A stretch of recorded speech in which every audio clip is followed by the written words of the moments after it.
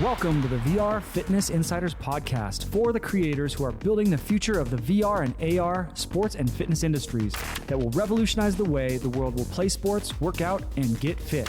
With your hosts, Preston Lewis and Ryan DeLuca, the founders of Black Box VR, who are building the world's first full fitness VR gym and bring decades of experience from creating some of the largest fitness technology companies in the world. They're bringing together the best and brightest minds to help you and your company succeed in the VR fitness revolution. Welcome to the VR Fitness Insider podcast. Today we have Jan Goetgeluk with us, who has been creating innovative hardware for the VR space since 2011. He's the founder and CEO of Virtuix, and they've been doing just some awesome stuff in this space. Jan, thank you for being here. Thanks for having me. So why don't we start off with giving our audience a quick intro into who you are and your background.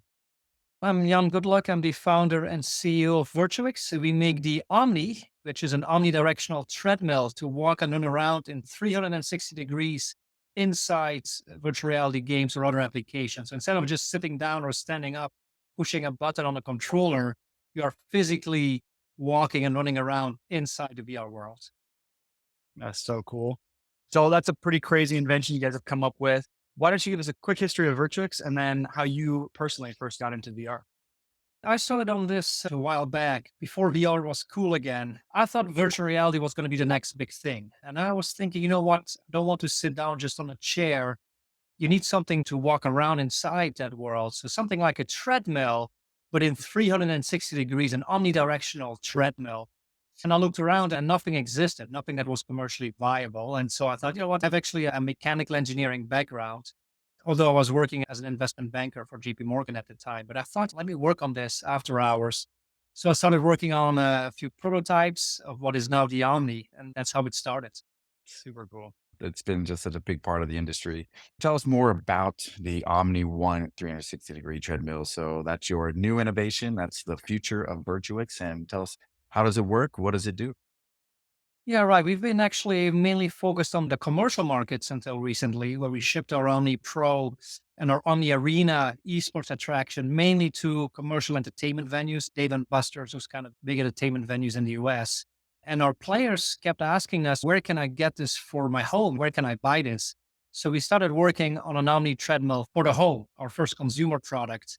And that is Omni One. We just started shipping Omni One in beta, the first few beta units to our early customers. So this year is a year where we'll start bringing Omni One to market, the first Omni treadmill for the home. Complete system, not just a treadmill. It comes with its own headset.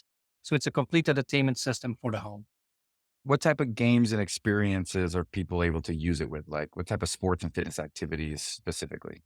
We don't promote it per se as an exercise device. It's a gaming system first, but it has clear exercise benefits. That's really the appealing part. You're playing video games, but at the same time, you are burning calories. Our game store offers something for everybody, a wide range of genres. Really any VR game that can use movement, that you can use locomotion, movement around in that game is a good fit for the Omni, whether that's first-person shooters or adventure games, or even non-gaming applications, maybe more pure fitness applications. We're working on that as well. Even an application where you're just walking around, visiting touristic places in the world, actually just walking around in VR for those who don't want to shoot zombies. So there'll be something for everybody in our store. I think I'd want to do the non-zombie one. My wife and I were just watching The Last of Us and thinking of that in VR. I'm already having nightmares, so that would be like 10x nightmare. I'd rather walk around Paris or something. The famous viral video with your Omni Arena where the person is, shooting and running the other way and, just going crazy. Screaming. Like probably the most exercise that person's ever had. Video went viral. I think over 30 million views now. I think Elon Musk himself tweeted that video, Oh, which was wow. really cool. Yeah. That's a bucket list type of thing right there. Nice job. What is the current state of development? So you said that it's in beta now. So you're actually shipping it to beta customers. Where are you at in the process? What's next for that process?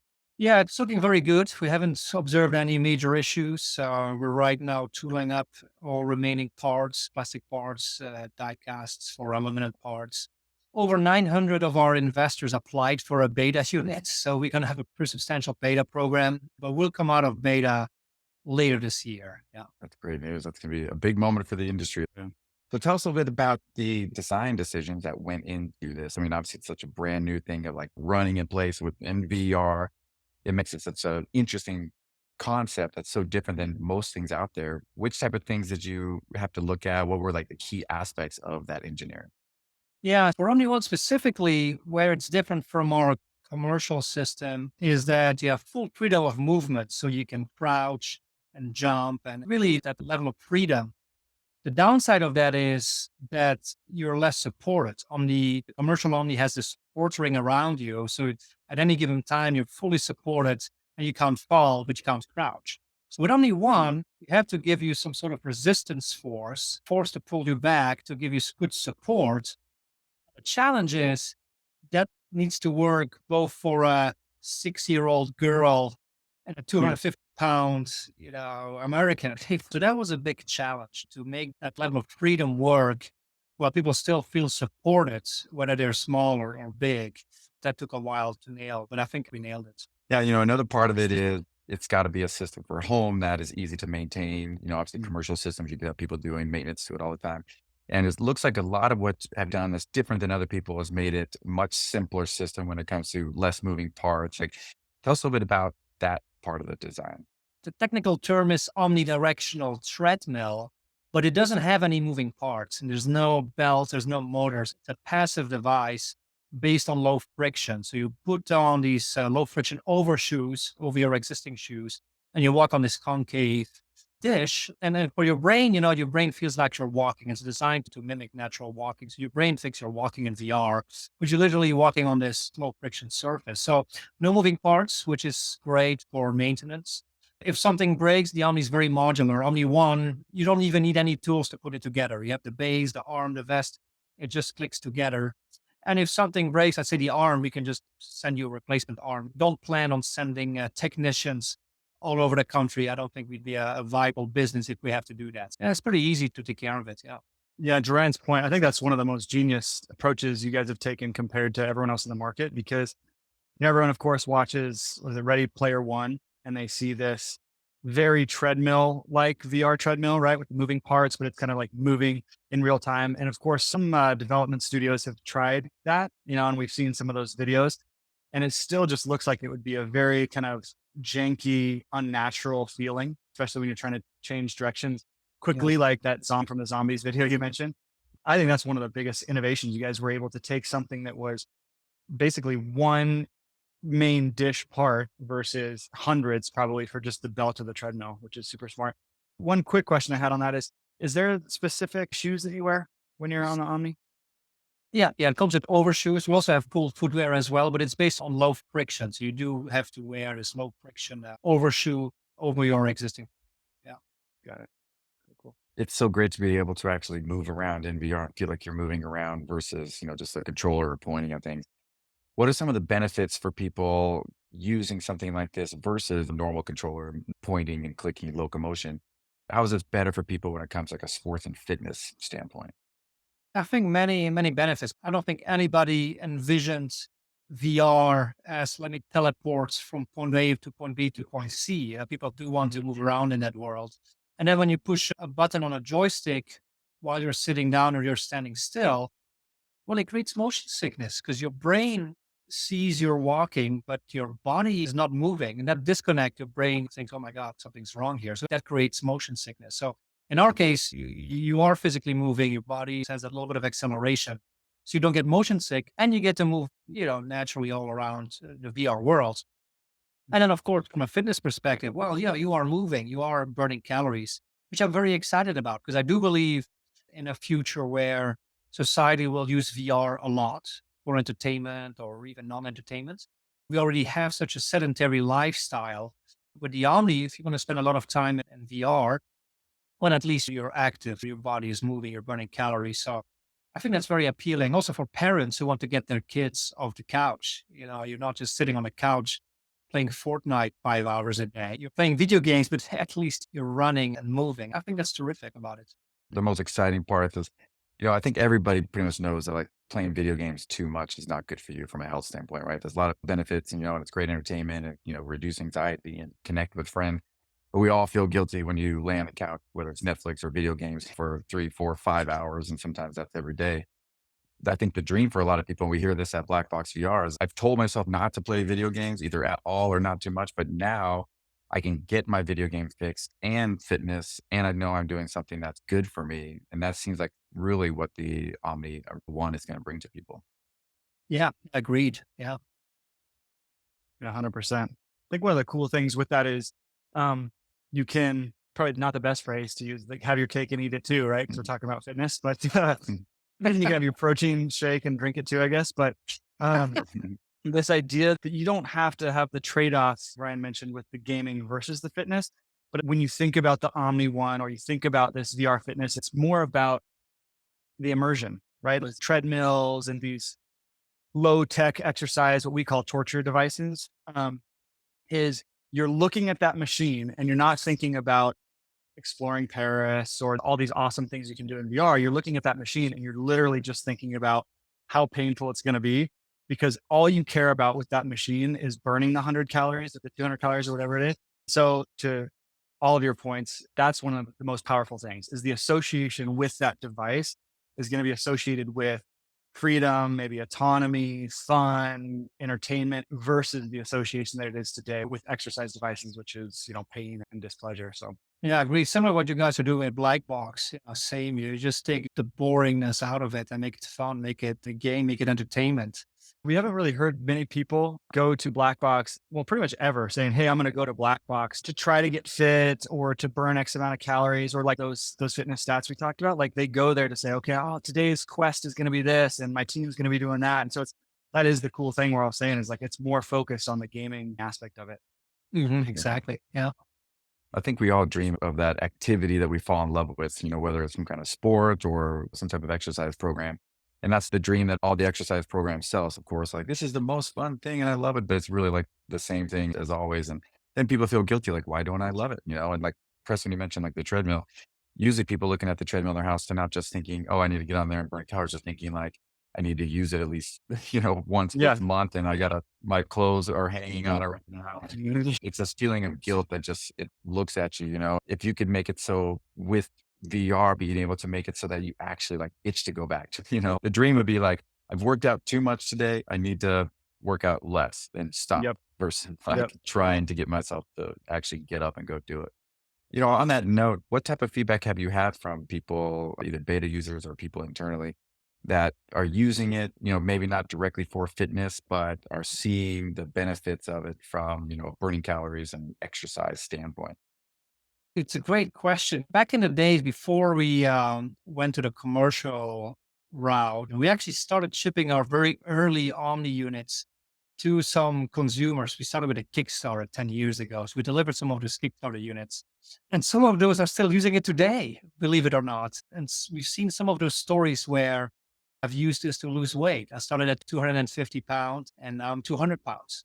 And so now with Omni One, that's what I'm excited about, to see those kind of stories. Like, hey, I started at 250 pounds and look at me now, before and after kind of pictures. Some people contact us and they want to make this a YouTube channel. They have a YouTube channel. They want to do this as content creation, as part of their journey and document that. And that's what I'm really excited about. It's one thing to say, hey, you got to get this new omnidirectional treadmill. It's like Ready Player One, and there's all these fun things you can do. And obviously, that's very exciting. But to some people, seeing somebody walk in the office the next day and like they haven't seen it for a couple months and they've lost 50 pounds, it's like, what have you been doing? It's like, man, I've been playing games and having fun. And that's a great way to get people to say, I'm taking the leap. I'm going to buy this. I also want to get into VR. Justifies purchasing it. Because interesting stat, 55% of our customers don't own a VR headset today. They don't care, about just buying a VR headset, just VR with a VR headset. It's cool and all, but okay, maybe not cool enough. But what we offer with the movement part with it, that's really cool. So it's cool to see that a lot of our customers just want to get into VR with the Omni, not necessarily with just a headset. That's awesome point. That kind of leads us into our next question is there's kind of this benefit/advantage to building more of a vertically integrated product and user experience. versus just using a headset or just doing the treadmill. It's really cool to see that you guys have really taken on a lot more aspects of that experience. And I think because of that, you're able to really create these awesome games and this awesome hardware that integrates in such a way where it's way better for VR sports and fitness. So that being said, when you're developing this hardware or the games for VR sports and fitness, what are the most critical aspects to keep in mind for creating a good in quotes experience? Yeah, it's a good question. And, we don't just create our own games. We do work with all the third-party developers. Any suitable VR game, we have an SDK, software development kit. It's pretty easy to port any suitable VR game to our platform. So luckily, we don't have to make all the games ourselves. That would be pretty hard. But we do offer a complete system because it's just a better user experience. The system is just out of the box, one big button, and it just works, right? And the games are nicely integrated. We're not just using our treadmill as an accessory to hack into existing games, and it kind of works, but for end users, consumers, it's just got to be really good. That's the philosophy behind that. And you're right, games ideally are designed with this in mind, are designed with the Omni in mind. Ultimately, we find that the best games for the Omni, the games we make ourselves, because we know the hardware so well. And VR game design is very different than non-VR games. I get a lot of questions. Oh, can you bring Fortnite to this or Call of Duty? And you know this very well. The answer is no, because those games are not made for VR. And it's like porting a radio show to TV. Those are two very different mediums and they don't port all that well. So it's important that games are designed for VR. And then if there's a movement part in there, then the Omni can take that part over pretty readily. Yeah. We're all kind of early creators in the VR movement, right? Especially with the sports and fitness aspect of it. You kind of mentioned some specific things that you should do as a VR game creator. Can you talk maybe a little bit more about that for some of our listeners that are developers or designers themselves? You mentioned kind of reducing motion sickness and things like that, but any other? Yeah. Yeah, for example, Call of Duty has all these cut scenes, right? And that just doesn't work well in VR. Also, the pace of the game. I just pick Call of Duty as an example. You're going to run at 40 miles per hour and then jump backwards 30 feet in the air. In VR, that's going to feel really bad. You have to just design your game much more realistic for it to feel good in the VR medium. And I think it's very important for any sort of entertainment system to make it very easy for players to get into it. Kind of 5 seconds to fun, and they call it, right? Just remove as much friction as possible. And that was very important in our design as well. How can we make something that players can just get in quickly, put on it and go, right? Because some people ask us, hey, can you add haptic gloves? Can you add haptic this, haptic that? And the answer is yes, but you just keep adding stuff for players to put on gloves or zip up a haptic suit. And at the end of the day, the question is, okay, that's a lot of friction. Does it create a lot more upside, a lot more immersion? And that's the trade-off. But I think it's very important for any VR system, for any entertainment system in general. And Blackbox, of course, knows this very well too. It's got to be very easy to use. And that's been a key focus for us. Just totally agreeing. It's amazing how little friction, I mean, sometimes you can add good friction. Like I have to hide my Xbox like somewhere upstairs or somewhere where it's like, oh, I'm going to have to go upstairs and go do that versus like it's right there. But then I end up just playing games on my phone because it's so convenient. Yeah. So anything with like VR, being able to just quickly do that, put the headset on, get in there, is so much better. It's getting better. And it's great that the focus you guys had on that is such a critical part. It's cool also to see the patterns that have been created. When we were starting Black Box, there was a certain time in our game where you have to turn and face the field. We had to experiment with a bunch of different patterns with rotating the room, things like blocking out your periphery to reduce motion sickness and all these different patterns. So the cool thing also with what you guys are doing, specifically with the running, as you mentioned, is a lot easier on the vestibular system, a lot more kind of eyes matching the feeling of what your body is expecting, right? To avoid the sickness. But it's also been cool to see the onboarding and teaching as well. Before it was just people sitting in a chair, putting on a Google Cardboard and you throw them on a roller coaster. And that, as we know, that is not good. I really want to try the Omni, man. I wonder how that would feel with that motion because I think we've all also been in VR pushing the joystick forward.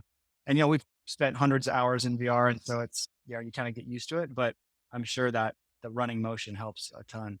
So next question we had was, how would you describe your perfect VR fitness game or experience? What types of features would it have? What would make it fun and effective? And what mechanics might you avoid? It's a great question. Actually, we're working on a fitness application for the Omni. I think there's a few VR examples that have done it quite well in the consumer space. Supernatural is a good example.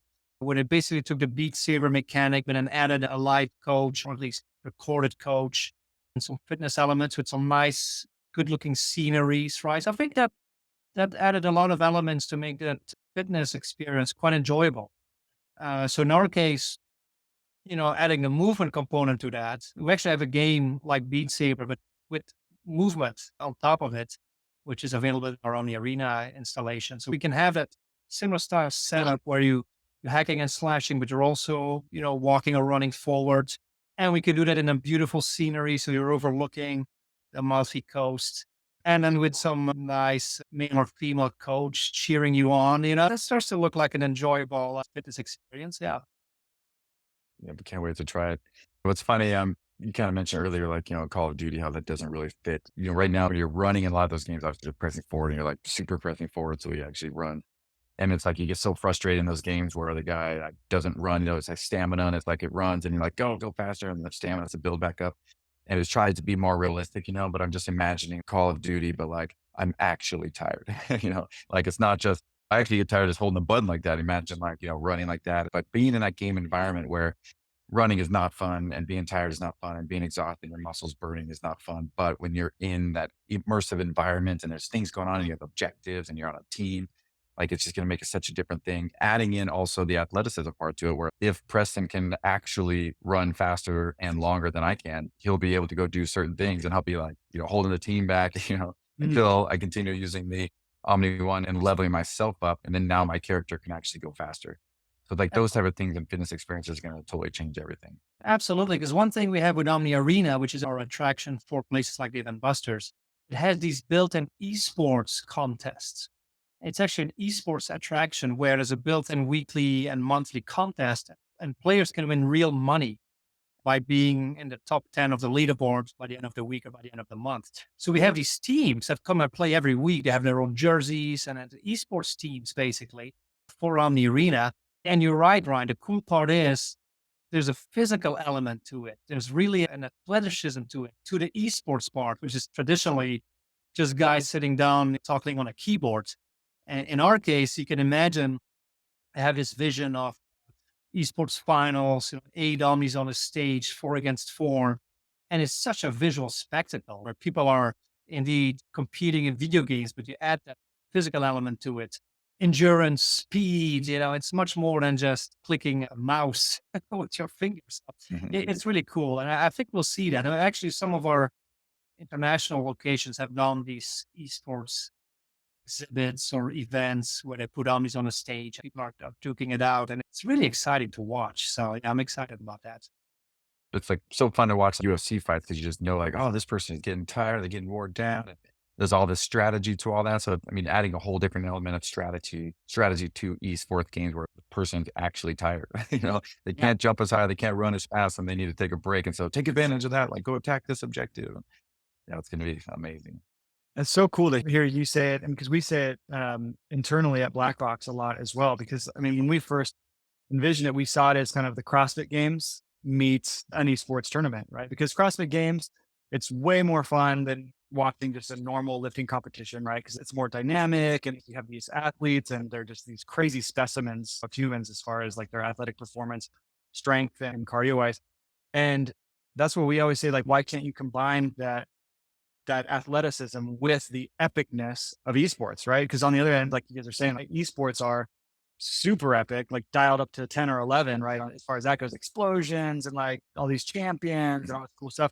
But the athleticism just isn't there. The cognitive function and that side of athleticism, the twitch factor is there, but those two combined, there's never been a time like this in history to have a brand new sport, right? So it's super cool.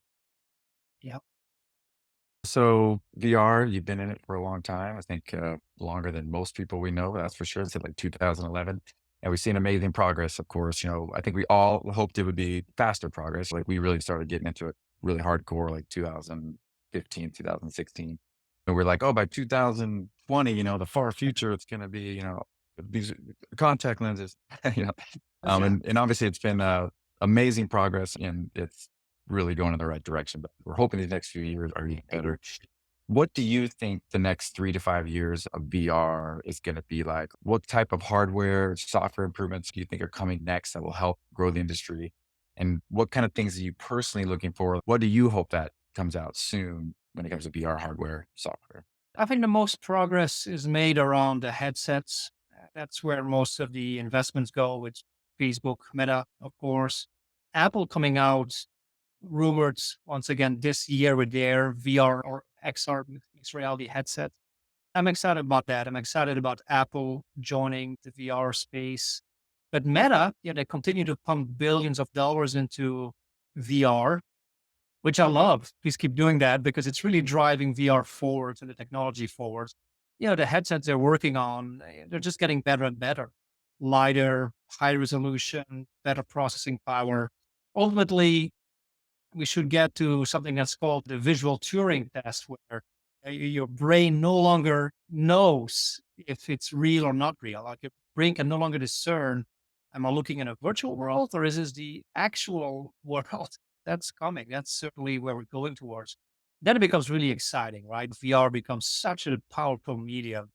And VR still has critics, right? People still believe that VR is a fad, but how can it be? Like, if your brain no longer knows whether you're in a real world or in a virtual world, that's the height of entertainment, right? Any form of entertainment tries to take you out of the real world and put you somewhere else, whether you watch a movie or read a book or go to a play. You can't be more immersed in a virtual world than having a VR headset on. And so if that becomes so good and it's light and those headsets become pretty thin, right? So it's really neat. And I think it's only going to get better. We're still only getting started, frankly. It's certainly, Ryan, to your point, going much slower than we all thought, right? We were supposed to have 100 million headsets out 5 years ago.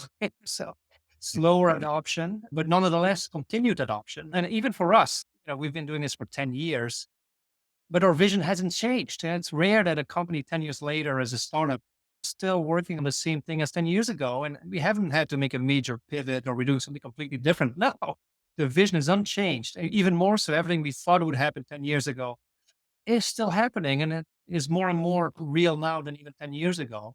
It's taken a little bit longer, but I'm very excited about the continued development and where the technology is going. You nailed it. Things are still moving forward. It's that constant march forward. And there's a lot of research that's happening. Like I said, billions of dollars by the world's biggest trillion-dollar companies, are going into this. I think a lot of that research that we've been hearing about over these last few years is now finally coming to the commercial market. And these next few years are going to be very exciting. And you're right. Like if people think VR is just a fad, then I guess the real world's just a fad. 'Cause you'll be able to make a much better real experience and be anywhere and do anything from home or from a location. Yeah, who doesn't want that, right? Who wouldn't want that? Oh, you can put on his glasses and you'll be in Paris and see the Eiffel Tower. Yes, people want that. Absolutely. So what's next for you and Virtuix? So lots of exciting things this year. We got the beta out there and going out to eventually 900 different people and then moving into production. So non-investors can buy it. What's next for you in the next few years? We'll focus on Omni One right now. It's going to take some time to get to the beta program to dial in our production. We have so much demand. We have this wait list already of over 35,000 people that want a unit. So yeah, it's incredible. So we have our work cut out for us. We'll keep adding, right now it's just the Omni. We'll add some haptics and add some more bells and whistles. And then of course the software and the content. So that's our key focus right now is make Omni One the best and the most fun home entertainment system it can be. I'm very excited to personally get one and see these in people's homes across the country and eventually the world. Like this is the future. This is what people want, and it's going to help make such a big difference for people when it comes to sports and fitness. So thank you and your team for keeping the focus and that long-term grind. Everyone thinks about starting a company. It's like, oh, I'm going to start a company. And then probably like 1 month later, we'll sell to Apple. And, it's like the truth is, I mean, it's decades sometimes, but just Yeah. keeping the focus and learning. And the fact that you and your team has been able to do that is really a testament to your capabilities and passion and focus. And it's really just an honor to be in the same industry with you. You guys as well, what you're doing, Black Box. I'm a big fan. And hey, look, I'm hopeful that after 10 years, we can finally become that overnight success. Yes. We're hopeful. That's right. Echo the sentiment of Ryan. Obviously, the startup world is difficult and there's a ton of unknowns, specifically when you're creating a new category. So congrats to you and the team. Congrats to even the product market fit aspect of it. The fact that you guys have that giant waiting list is really cool and bodes well for not only your company, but for the entire industry. How can people get involved in investing in your project and Virtuix and be a part of it? Yeah, we're doing actually a small investment round right now. We've raised over $35 million from investors to date, including Mark Cuban, who's a big investor of venture funds. But we've also always raised money from the crowd, equity crowdfunding, which is such a great fit for our product. We have a very vibrant community, so many players, so many fans that love what we do. And so every funding round we do, we always open up a part to the crowd as well. So if you go to invest.virtuix.com or just virtuix.com, you'll see a link there as well. For just $1,000, invest in Virtuix. And in exchange, you get a discount on Omni One, and you'll be first in line to order the product even before it gets released to the general public. So anybody can become part of our journey. Perfect. That's amazing. A big opportunity. Well, thanks so much, Jan, for joining us and sharing your story, insights, and passion for creating the future of VR fitness with our audience. For any of you in the audience that would like to connect with Jan and his team, we'll put all the info mentioned in the show notes. So be sure to check those out. And thanks again. Thanks for listening to the VR Fitness Insider podcast. Do you know of anyone that should be on our show or have feedback? Don't forget to email us at podcast@vrfitnessinsider.com and follow us at VR Fitness Insider on Twitter, Instagram, and YouTube. You can also join our Discord channel. Until next time, keep creating and dreaming up the next big thing that will revolutionize the world of fitness.